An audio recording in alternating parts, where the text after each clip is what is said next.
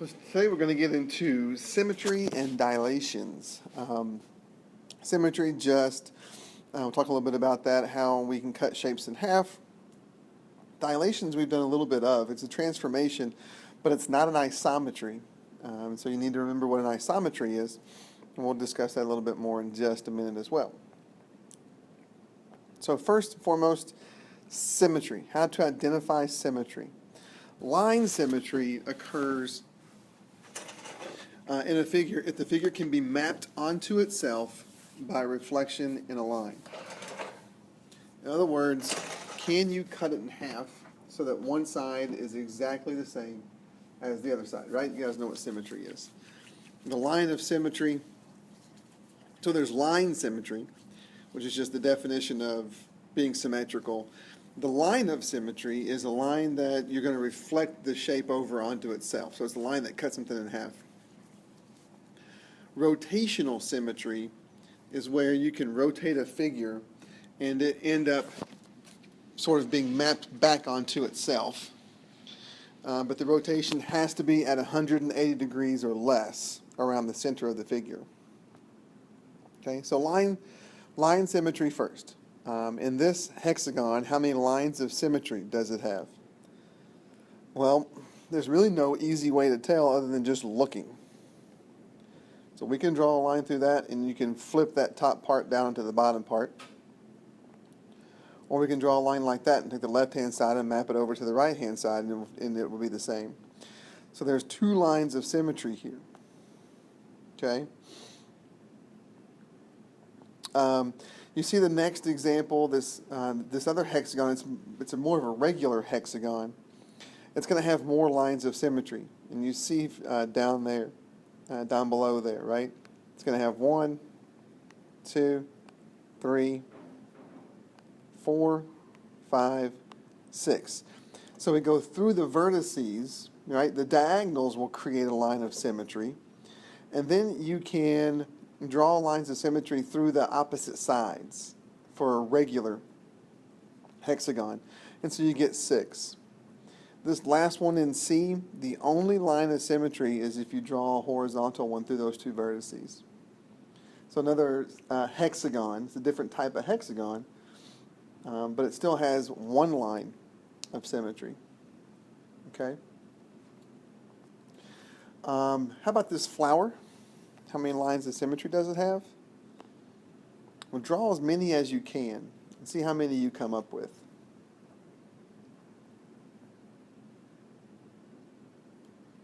Okay, so feel free to stop the video if you need more time. Or if you've tried to draw them all, did you come up with 8? So there's 1, 2, 3, 4. Okay. 5, 6, 7, 8. So you should have come up with 8. Okay. How about this starfish? Well, everywhere there's a vertex, you're going to have a line of symmetry.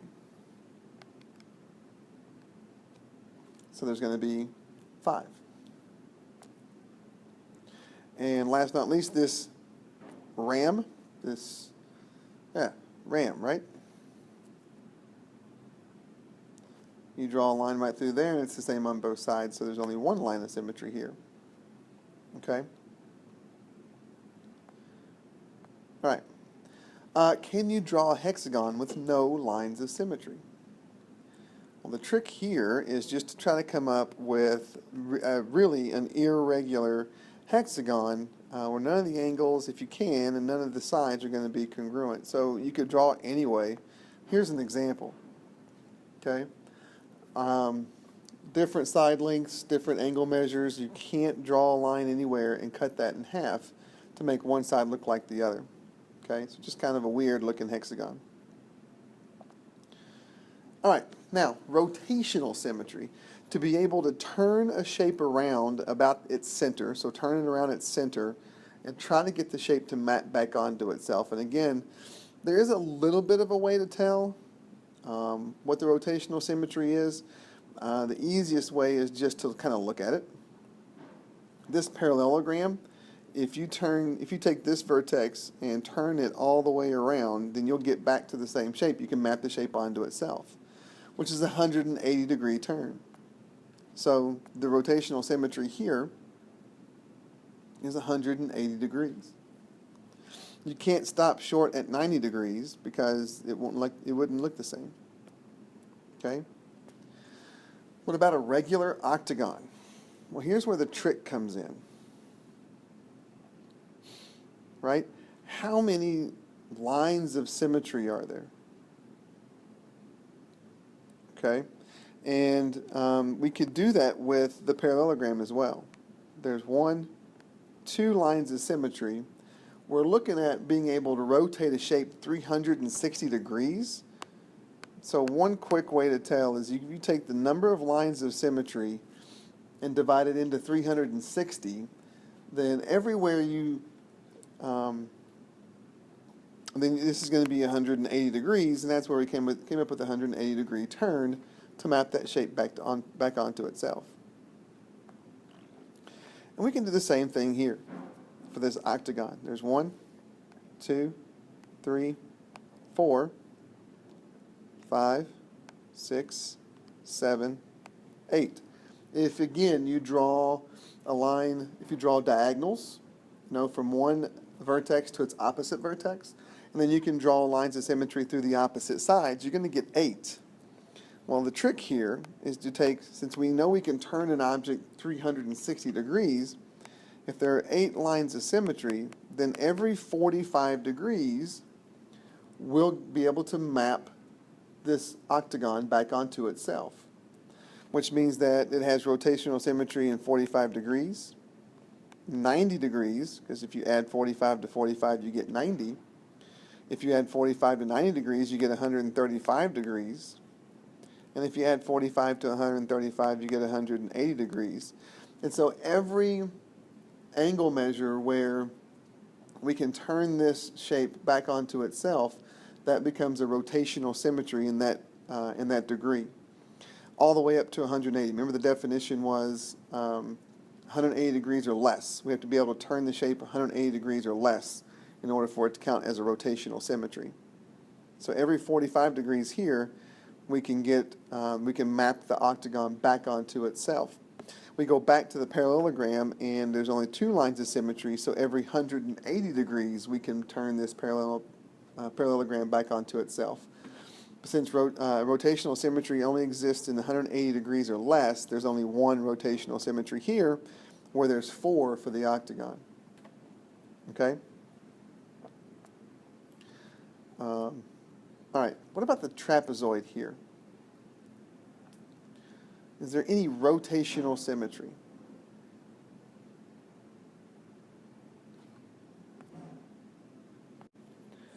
Okay, well, how many lines of symmetry are there? Well, we can draw a line through better than that, but there's 1 line of symmetry here, which we can take the left-hand side and fold it over onto the right-hand side, but there's no other line of symmetry.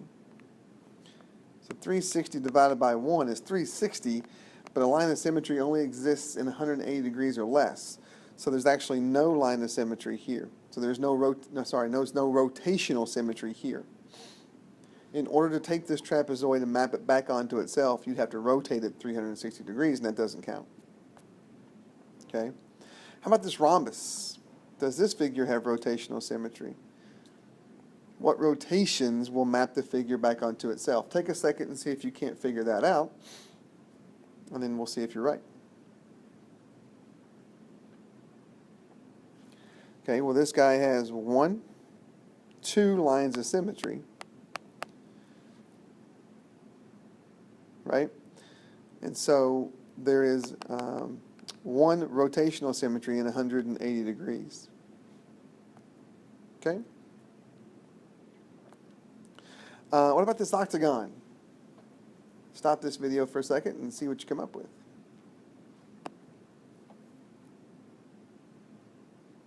Okay, so 1, 2, 3, 4 lines of symmetry. So we're looking at 90 degrees. So there's two rotational symmetries at 90 degrees and 180 degrees.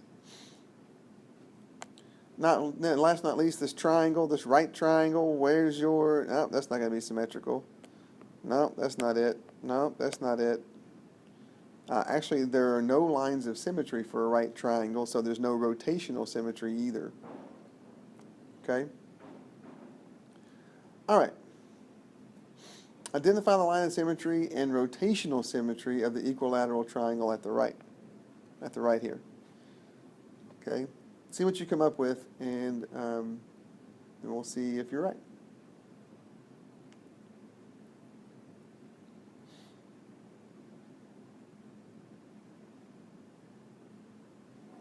Okay, well, how many lines of symmetry? 1, 2, 3. Right? We'll take 360 divided by 3, and every 120 degrees, you're going to be able to turn this equilateral triangle back onto itself. So 3 lines of symmetry, 120 degree rotational symmetry puts us at B. All right? And that's basically symmetry. There's not much to it other than just being able to think through it a little bit. Okay? Now, move on to dilations. We need to identify and perform dilations. So dilation is a transformation that stretches or shrinks a figure to create a similar figure. So dilation, think about dilating your pupil, taking it from something smaller and making it very, very large, right? It's going to maintain the same shape, but not the same size. You basically create similar figures instead of congruent figures, so not an isometry. Remember, isometry creates congruent figures. The center of dilation is a fixed point about where the shape grows or gets smaller around. Okay, and we'll discuss that a little bit more as we see some. Since we're talking about dilations creating similar figures, there's going to be a scale factor involved. And so it's the ratio of a side length of the image to the corresponding side length of the original figure. In other words, scale factors just to maintain consistency, so that when we talk about the scale factor of a dilation, we always talk about using the size of the image over the size of the pre-image to create our scale factor. We want to know how much bigger or how much smaller is the image than the pre-image. And we'll always go that way. Okay? So for example, in a dilation, CP prime is 3, CP is 12. Tell whether the dilation is a reduction or an enlargement and find its scale factor, right? Well, since the prime is 3 and the original is 12, that is a scale factor of 1 to 4. Since it's 1 to 4, that tells us that the new image is getting smaller, so that's going to be a reduction, right? We're reducing the size. And the scale factor is 1 to 4. Okay? What about this? Find the scale factor of the dilation, then tell whether the dilation is a reduction or an enlargement. Okay? Well, the new image is your prime, right? So this is your prime point here. This is your original point. And the reason why we were doing CP prime and CP in the last one is because C was your center of dilation. Okay? So C again is your center of dilation here. So CP is 8 and CP prime is 12. So if we go prime to original, then we go 3 to 2. And so since 3 to 2 is your scale factor, and it's actually more than 1, then we're talking about an enlargement. Right? If your scale factor is bigger than 1, then we're talking about an enlargement. If it's smaller than 1, then we're going to talk about a reduction.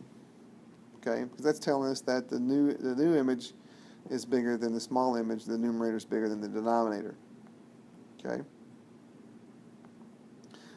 All right, take a second and see if you can't figure out this one, the scale factor, and if it's a reduction or an enlargement. Stop the video and see what you come up with.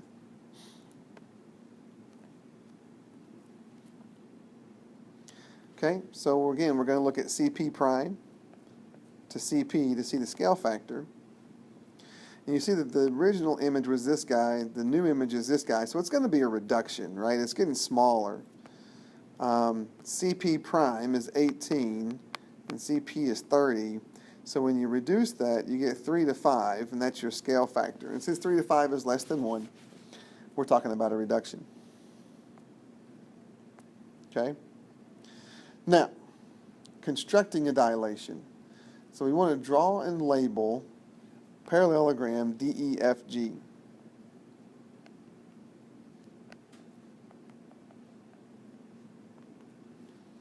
Then construct a dilation of DEFG with point D as the center of dilation and a scale factor of 2. Okay? Oops, sorry. We'll back up. So here's what we're going to do. Right? We drew in your parallelogram DEFG can look like anything, right? As long as it looks like a parallelogram, opposite sides are parallel and opposite sides are congruent. But here's one. Now, if we want to enlarge it, right? If the scale factor is 2, then we're going to enlarge that parallelogram DEFG. Well, what we can do is we can draw rays from D through the 3 vertices. So DE, DF, DG. Those are all rays. Okay? And what we want to do is we want to create new points, E prime, F prime, G prime. We're going to leave D prime right where D is. Since that's the center of dilation, everything's going to grow from that point. So we want to create E prime, F prime, G prime so that it is, since the scale factor is 2, that means we want our new shape to be twice as big as our pre-image, right? So I want the length of DE prime to be twice as long as the length of DE. Well, we can take our protractor, sorry, not our protractor, we can take our compass, so hopefully you have your compass, and we can stick our point here on D, put an arc on E. And once you've done that, you can put your point on E and create another arc, and that will be E prime. And now E prime will be exactly twice as long, twice as far away as E. Same thing with F prime. Same thing with G prime. But we do it the same way. Put your point on D, arc on F, put your point on F, and then arc for F prime, leaving the compass open the same amount. Same thing for G. Point on D, arc at G, then point on G, arc on the ray again, and that becomes your G prime. And then once you've done that, you'd be looking at something like that, and that's where you're going to create your new parallelogram. Just draw those sides in. And there, you have enlarged parallelogram DEFG by a scale factor of 2. Okay? Now, try one on your own. Draw and label triangle RST, then construct a dilation of triangle RST with R as the center of dilation and a scale factor of 3. Give that a shot. Stop the video, and then you can start it back up and see how you do.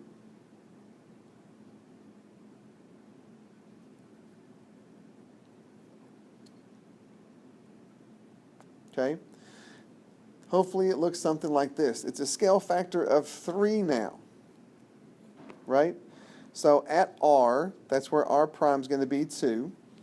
We arc at S, point at R, arc at S, but then you're going to measure out 2 more segments that are the same length. So now without closing the compass, you're going to point at S, arc here, and then point here, arc here to create S prime. Since there's a scale factor of 3, we want this to grow by 3 times, so we need 3 different arcs. Same thing with the other side. Arc at T, point at T, arc, point there, arc. That's 3 arcs. That becomes our new triangle R prime, S prime, T prime. Okay? Hopefully that makes enough sense. Your homework is out in Canvas, and so make sure you have that done by next time.